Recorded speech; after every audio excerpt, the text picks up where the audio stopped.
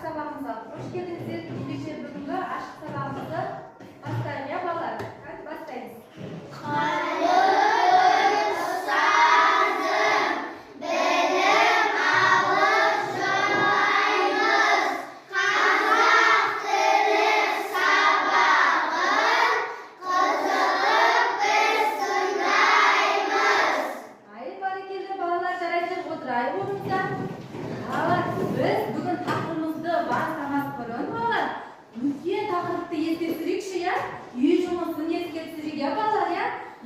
Қандай тапсырма берді сендерге?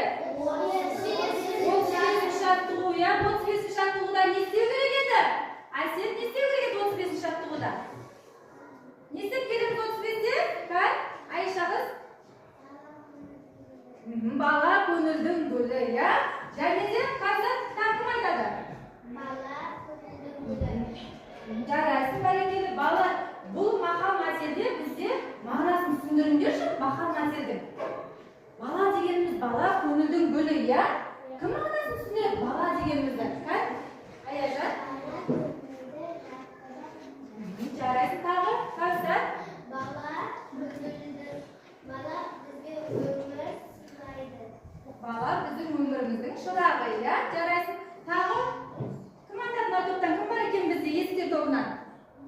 Әсет, Кәлсәт, бала дегеніміз, бала көңілдің гүлі дегенімізді түсіндіріңдерші, мағынасы қандай бізде? Бала жарайсың. Отыра ғой. Балалар бізге үй тапсырмасында мақал мәтелді құрастырып келу керек еді. Бәріміз құрастырып келдік пе мақал мәтелді? Қандай мақал мәтел шықты бізде? Жарайсыңдар, бәрекелді. Ендеше балалар бүгінгі тақырыпты бастамас бұрын біз топқа бөлініп алайық, я балалар, я? Топқа бөлініп алайық. Бірінші топқа бөлініп кеткен балалар бізде күннің көзін ашайық,